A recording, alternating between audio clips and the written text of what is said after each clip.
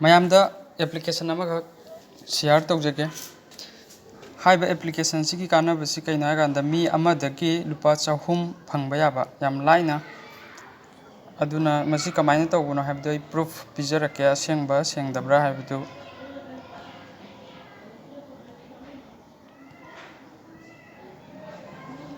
ꯁꯨꯃꯥꯏꯅ ꯃꯤ ꯑꯃ ꯑꯗꯣꯝꯅ ꯁꯤꯌꯥꯔ ꯇꯧꯕ ꯃꯇꯝꯗ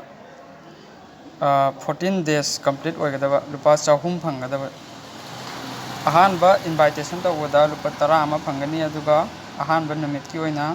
ꯂꯨꯄꯥ 5 ꯐꯪꯒꯅꯤ ꯑꯗꯨꯒ ꯑꯅꯤꯁꯨꯕ ꯅꯨꯃꯤꯠꯇ ꯂꯨꯄꯥ 5 ꯑꯃ ꯐꯪꯒꯅꯤ ꯑꯗꯨꯒ ꯑꯍꯨꯝꯁꯨꯕꯗ 10 ꯑꯗꯨꯒ ꯅꯨꯃꯤꯠ 8ꯅꯤ ꯁꯨꯕꯗ ꯂꯨꯄꯥ 55 ꯑꯗꯨꯒ ꯅꯨꯃꯤꯠ 14ꯅꯤ ꯁꯨꯕꯗ ꯂꯨꯄꯥ 100 ꯑꯃ ꯑꯗꯨꯒꯤ ꯃꯇꯨꯡꯗ ꯑꯃꯨꯛ ꯁꯤꯖꯤꯟꯅꯔꯒꯗꯤ 15ꯒꯁꯨ ꯐꯪꯒꯅꯤ ꯑꯗꯨꯅ ꯑꯩꯅ ꯀꯅꯥꯒꯨꯝꯕ ꯑꯃꯗ ꯁꯤꯌꯥꯔ ꯇꯧꯕ ꯃꯇꯝꯗ ꯃꯥꯅ ꯑꯦꯞꯁꯤ ꯏꯟꯁꯇꯣꯜ ꯇꯧꯔꯒ ꯃꯇꯨꯡꯗ ꯅꯨꯡꯇꯤꯒꯤ ꯃꯤꯅꯤꯠ 5 ꯅꯨꯃꯤꯠ 10ꯅꯤ ꯐꯥꯎꯕꯁꯤ ꯁꯤꯖꯤꯟꯅꯕ ꯃꯇꯝꯗ ꯍꯥꯏꯔꯤꯕ 200ꯁꯤ ꯀꯝꯄ꯭ꯂꯤꯠ ꯑꯣꯏꯗꯣꯏꯅꯦꯕ ꯑꯗꯨ ꯑꯩꯅ ꯑꯩꯒꯤ ꯁꯨꯝ ꯍꯥꯏꯐꯦꯠ ꯍꯥꯏꯖꯔꯛꯀꯦ ꯏꯟꯚꯥꯏꯠ ꯐ꯭ꯔꯦꯟꯁ ꯑꯩ 9 ꯂꯩꯔꯦ ꯑꯗꯨꯒ 230 ꯔꯨꯄꯤꯁ ꯇꯥꯟꯈ꯭ꯔꯦ ꯑꯗꯨꯒ ꯔꯤꯃꯦꯅꯤꯡ ꯕꯦꯂꯦꯟꯁꯁꯤ ꯂꯩꯔꯤ ꯁꯤ ꯑꯗꯨꯝ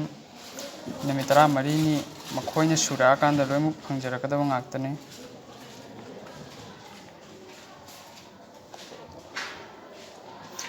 ꯁꯤꯗ ꯑꯗꯨꯝ ꯅꯣꯇꯤꯐꯤꯀꯦꯁꯟꯗ ꯂꯥꯛꯏꯁꯦ ꯐ꯭ꯔꯦꯟꯁ ꯌꯨ ꯍꯦꯠ ꯑꯦꯟꯖꯣꯏ ꯍꯦꯜꯂꯣ ꯇꯨꯗꯦ ꯔꯨꯄꯤꯁ 5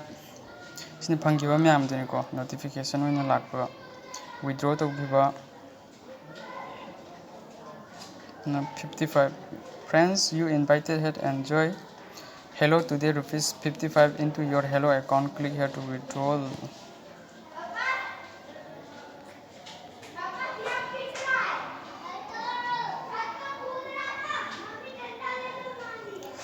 sina ꯐꯪꯉꯛꯄꯁꯤꯡꯗꯨꯅ ꯑꯩꯅ ꯋꯤꯗ꯭ꯔꯣ ꯇꯧꯈꯤꯕ ꯂꯨꯄꯥ 10 ꯂꯧꯊꯣꯛꯈꯤꯕ ꯑꯗꯒꯤ 35 ꯂꯧꯊꯣꯛꯈꯤꯕ ꯂꯨꯄꯥ 5 ꯂꯧꯊꯣꯛꯈꯤꯕ 70 rupees ꯂꯧꯊꯣꯛꯈꯤꯕ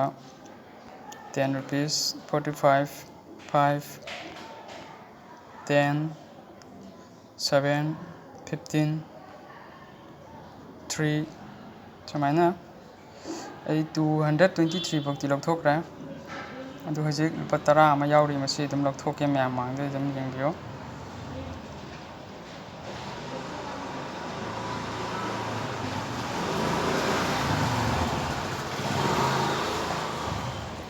ꯁꯤꯅ ꯑꯩꯒꯤ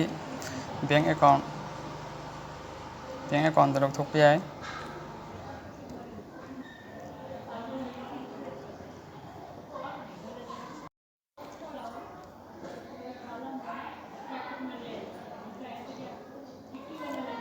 ꯑꯗꯨꯒ ꯄꯦꯇꯤꯑꯦꯝꯁꯨ ꯍꯥꯞꯄꯦ ꯕꯦꯡ ꯑꯦꯀꯥꯎꯟꯁꯨ ꯍꯥꯞꯄꯦ ꯑꯅꯤꯁꯤ ꯃꯅꯨꯡꯗ ꯑꯄꯥꯝꯕ ꯑꯗꯨꯝ ꯂꯧꯊꯣꯛꯄ ꯌꯥꯏ ꯑꯩ ꯄꯦꯇꯤꯑꯦꯝ ꯕꯦꯡ ꯑꯦꯀꯥꯎꯟꯗ ꯑꯗꯨꯝ ꯂꯧꯊꯣꯛꯑꯒꯦ 10 rupeesꯇ ꯀꯟꯐꯥꯔꯝ ꯀꯔꯦ ꯍꯧꯖꯤꯛ ꯌꯥꯎꯔꯝꯕꯗꯣ ꯂꯧꯊꯣꯛꯈ꯭ꯔꯦ ꯑꯗꯨ -10 ꯁꯨꯃꯥꯏꯅ ꯑꯗꯨꯝ ꯁꯤꯒꯤ ꯑꯦꯄ꯭ꯂꯤꯀꯦꯁꯟꯁꯦ ꯌꯥꯝꯅ ꯀꯥꯟꯅꯩ ꯍꯥꯏꯇꯥꯔꯦ ꯑꯇꯣꯞꯄꯒ ꯃꯥꯟꯅꯗꯦ ꯍꯥꯏꯇꯥꯔꯦ ꯑꯗꯨꯅ ꯃꯌꯥꯝꯁꯨ ꯑꯗꯨꯝ ꯄꯥꯔꯠ ꯇꯥꯏꯝꯒꯤ ꯑꯣꯏꯅ ꯑꯗꯨꯝ ꯍꯧꯖꯤꯛ ꯀꯔꯐ꯭ꯌꯨ ꯅꯨꯡ ꯂꯩꯕꯅꯤꯅ ꯑꯗꯨꯝ ꯈꯔ ꯑꯗꯨꯝ ꯈꯣꯔꯁꯥ ꯑꯣꯏꯅꯕ ꯑꯗꯨꯝ ꯇꯥꯟꯕ ꯌꯥꯏ ꯑꯗꯨꯝ ꯃꯌꯥꯝꯗ ꯁꯤꯌꯥꯔ ꯇꯧꯖꯔꯛꯄꯅꯤ ꯃꯌꯥꯝꯁꯨ ꯑꯩꯅ ꯄꯤꯖꯔꯤꯕ ꯋꯥꯆꯦꯞ ꯅꯝꯕꯔꯁꯤꯗ ꯑꯗꯨꯝ ꯀꯟꯇꯦꯛ ꯇꯧꯕꯤꯔꯛꯑꯣ ꯑꯩ ꯑꯦꯄ꯭ꯂꯤꯀꯦꯁꯟꯁꯨ ꯊꯥꯖꯔꯛꯀꯦ ꯑꯗꯨꯒ ꯑꯗꯨꯝ ꯇꯥꯟꯃꯤꯟꯅꯁꯤ ꯈꯔ